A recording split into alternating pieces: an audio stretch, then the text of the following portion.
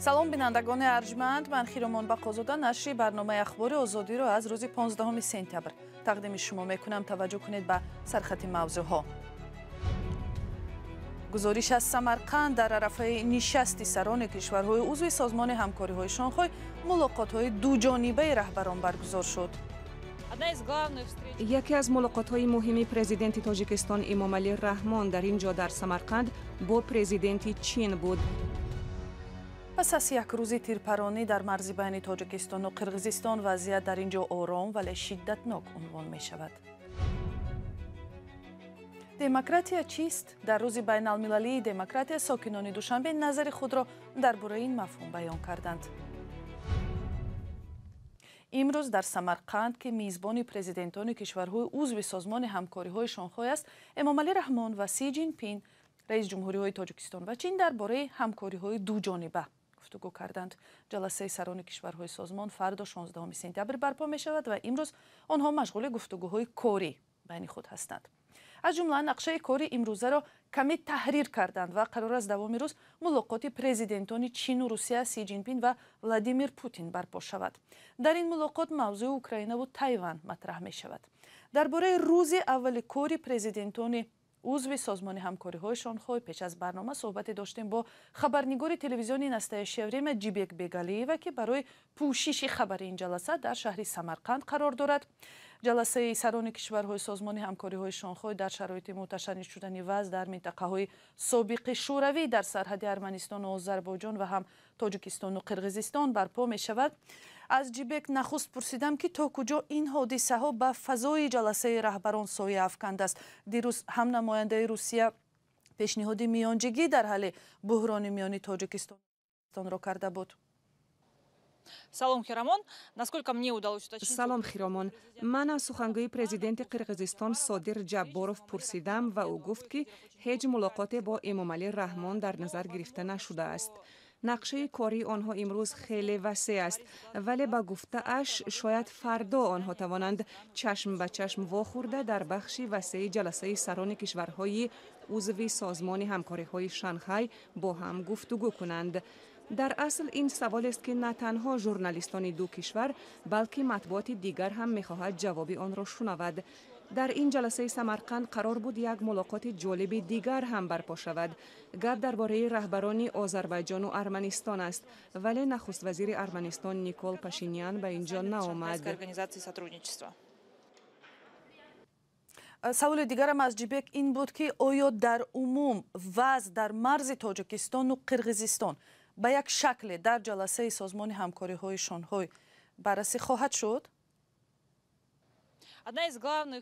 яке аз мулоқотҳои муҳими президенти Тоҷикистон Эмомалӣ Раҳмон дар ин ҷо дар Самарқанд бо президенти Чин буд. раҳбари Чин гуфт, ки ин кишвар омода аст, ки ҳаҷми савдоро бо Тоҷикистон тавсия бахшад. аз ҷумла Чин ба содироти маҳсулоти баландсифати кишоварзӣ таваҷҷӯҳ доштааст ва раҳбари Чин гуфтааст, ки дар бахши рушди зербунёдҳову иқтисоди сабз омода аст ҳамкориҳоро тавсия бахшанд. ҷонибҳо ҳамчунин дар бораи муқовимат ба терроризму амнияти минтақавӣ суҳбат карданд.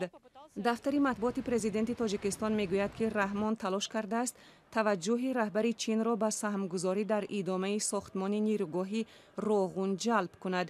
сохтмони қитъаи роҳи Қулма-Қалайхумб Ванҷ-Рӯшон ва ҳам роҳи мошингарди Хорух-Қулма яке аз масоиле буд, ки сараш мувофиқа ҳосил шудааст. онҳо инчунин дар бораи Афғонистон суҳбат карданд ва эҳтимол дорад, ки фардо дар ҷаласаи васеъ ҳам ин мавзӯъ аз тарафи раҳбарон матраҳ шавад. И завтра на заседании в расширенном составе глав стран-участниц ШОС. ташаккур. ва ин буд Ҷибек Бегалиева, хабарнигори телевизиони «Настоящее время», ки бо мо аз рӯзи аввали ҷаласаи сарони кишварҳои узви созмони ҳамкориҳои Шонхой дар Самарқанд суҳбат мекард. пас аз як рӯзи тирпаронӣ дар марзи байни Тоҷикистону Қирғизистон вазъият дар ин ҷо ором вале шиддатнок унвон мешавад. тавре хабар дода будем, дар ин даргирӣ 2 марзбони тоҷик кушта ва 13 нафари дигар аз ҷумла 5 шаҳрванди осоишта захмӣ шуданд. тарафи Қирғизистон аз захмӣ шудани 2 низомӣ ва 3 шаҳрванди худ хабар додааст. дар ҳар ду тарафи марз аҳоли ошуфта ва ноороманд. хабарнигори радиои Озодӣ Фарзони Муҳаммадӣ ба минтақаи низо рафт ва аз он ҷо гузориш медиҳад. در مناقشه مسلحانه روز 14 سپتامبر به گفته ساکنان محله لنگر ماهیان چارکو که اساساً خانه‌های چند از آنها آسیب دیده است، از دو جانب مورد حمله قرار گرفتند که یکی از دهه سمرقنده که به گفته ساکنان در آن دیدبانگاه مرزی واقع است و از این جانب دهه مینبلاق با این محله همسرحد باشد که در آنجا نیز دیدبانگاه سرحدی وجود دارد و چند از خانه و مؤسسه های تعلیمی از آن جانب مورد حمله قرار گرفته است. در این مناقشه بیشتر حولی عمر اسمتزاده ضرر دیده است. در این خانواده او همراه عائله برادرش و در مجموع 9 نفر اعضای خانواده زندگی میکنند که اکثرا کودکان نابالغ دارند. آنها میگویند فعلا در این حولی امکان زیست ندارند و به خانه اجاره رفتند. من 3 فرزند مایده داشتم. فرزندایی که 3 ساله، 2 ساله، 1 ساله. خیلی ما که روزی میدونیم اون بچه های نمیدونم روزش. اینا حالا بسیار نیدونه رسیده لخ بریدیم. اونا اونجا چند بود بچه ها باز میکرد. به حوالی عائله قربانوف نیز در محله لنگر ماهیان حادثه دیروز تأثیر مالی و جانی رسانیده است. اسدالله قربانوف پسر بچه 17 ساله از 3 جایش زخم برداشته و حالا در بیمارخانه بستری شده است. همین درنی همین تاریخ کردم که همین دنگر است کند هم تو برو یگون جا دیدن نمیشه دوید و تاریکی.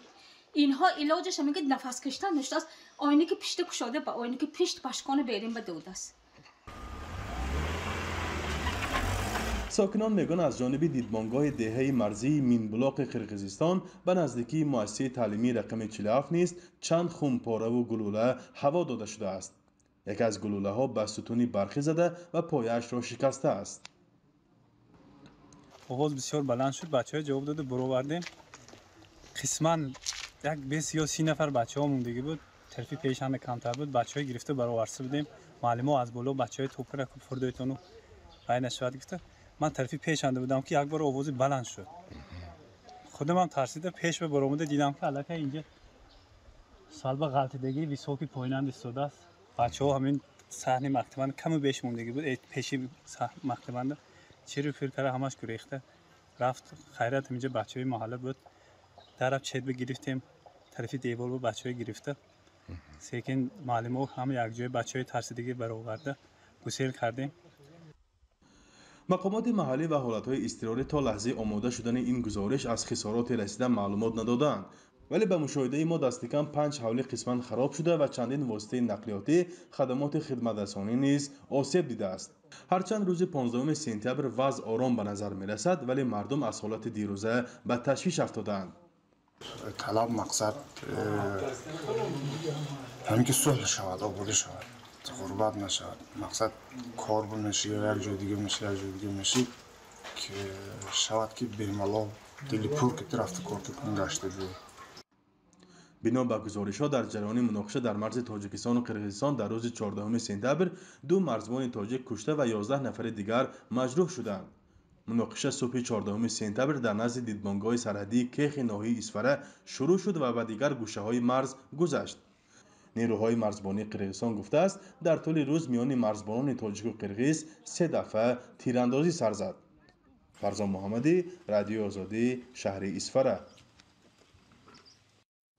خبرنگاری ما از مرز بین تاجیکستان و قرقیزستان گزارش میداد رئیس کمیته امنیت ملی قرقیزستان قمچیبک توشیف امروز به منطقه مرزی رفته است و با ساختارهای قدرتی ولایت بادکند جلسه پوشیده برگزار نمود و در صحبت با خبرنگاران طرف تاجیکستان را در تیراندازی های اخیر گناهکار کرد و حمله را از پیش طرح‌ریزی شده نامید. این در حالی است که مقامات تاجیکستان میگویند حمله را مرزبانان قرقیز سر کردند و به این سبب آنها قربانی بیشتر دادند. توشیف همچنین گفت از طرف تاجیکستان مسلحان سیاه پوش تیراندازی کردند که از نیروهای تعیناتی مخصوص بودند. توشیف افزود قرقیزستان از مرز خود دفاع خواهد کرد. نگرانی از خبرهای مرز در تاجیکستان در منطقه های دیگری این کشور نیز احساس می شود. صبح امروز 10 نفر از سابقه‌داران فرانت خلقی و نظامیان بازنشسته در اکادمی امور داخلی تاجیکستان در دوشنبه جمع آمدند تا راه‌های تحکیم حفظ مرز و امنیت مردم خود را بررسی نمایند. در این باره همکار ما مولا رجب یوسفی گزارش می دهد. این رو به بینای اکادمی وزارت کارهای داخلی میبرد. از صبح امروز روابط در اینجا زیاد است. طبق اطلاع منابع رادیوی آزادی، اعضایان باقی مانده فرانت خلقی را در اینجا جمع کرده ایستادند تا به اسفر فرستند. سخنگوی وزارت کارهای داخلی جمع کردن نظامیان را در بینای اکادمی رد کرد، اما منابع رادیوی آزادی گفتند از صبح 15 سپتامبر در داخل بینای اکادمی آمادگی ها برای فرستادن نظامیان به اسفر جریان دارد. منابع آگاه میگویند به نظامیان میفهمانند که در منطقه های مرزی اسفر چگونه باید رفتار کنند. دقیق نیست که سابقه‌داران فرانت خلقی به طور خودجوش به اینجا آمدند یا از طرف مقامات دعوت شدند، ولی در گذشته آنها در موردهای خاص اظهار آمادگی کردند، از جمله در آستانه عملیات حکومت در ولایت مختار کوهستان بدخشان. ظاهرا مقامات از وضعیت پیش آمده در منطقه های مرزی نگرانی دارند و میخواهند قوه های علاوگی را به آنجا فرستند. ماه اپریل سال گذشته بعد یک مناقشه خونین در مرز تاجیکستان و قرقیزستان دهها اعضای فرانت خلقی را به اسفر فرستاده بودند. و حالا توجه کنید به یک آگهی. بیننده گرامی، ساعت پخش برنامه‌های تلویزیونی رادیو آزادی از روز 1 اکتبر تغییر می‌یابد. از آن روز به بعد پخش مستقیم برنامه اخباری آزادی ساعت 19 و یا 7 شام به وقت دوشنبه و ساعت 17 به وقت مسکو آغاز می‌یابد. لطفاً یادداشت کنید و به دوستانتان هم برسانید و با رادیو آزادی بمانید. امروز 15 سپتامبر با یک تشبس سازمان ملل متحد روز بین المللی دموکراسی تجلیل می شود. تجلیل یک چنین روز ویژه را تشبسکاران به آن خاطر ضرور می دانند که تلاش برای دستیابی به آزادی های سیاسی، مطبوعات آزاد، گوناگون اندیشی، ایجاد جامعه فعال و آشکارگو از آرمان های اساسی جامعه های زیاد در سراسر جهان باقی می ماند. حامیان حقوق هشدار می دهند که با شروع جنگ بی اساس روسیه علیه اوکراین تهدید به آزادی ها و دموکراسی در قلمروهای سابق شوروی که به این هم آزادی ها در اینجا محدود است اهمیتی بیشتر کسب می کند. ولی مردم عادی در تاجیکستان درباره دموکراسی چی نظر دارند؟ همکارانم سرویناز روح الله و شهلای عبدالله با چند نفر در این باره در کوچه های دوشنبه هم صحبت شدند. مفهوم دموکراسی رو چی خیلی میفهمید؟ مفهوم دموکراسی همین که آزاد بیانی، آزاد فکری، این معنی آن ندارد که هر یک انسان هم حقوق دارد هم وظیفه ها دارد.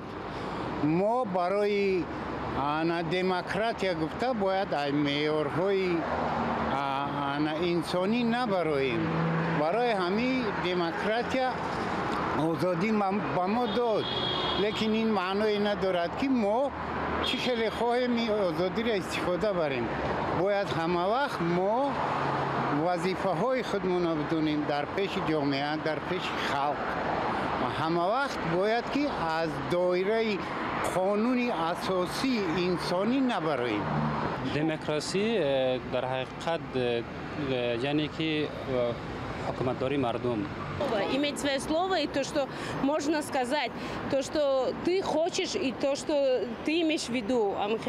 Я понимаю так. Демократия яъне ки мисол агар гирем дар Тоҷикистон ҳизби демократия ҳастай ку ба ҳамин озодии шаҳрвандон, озодии ҳамин кишварамон дахолат дорада.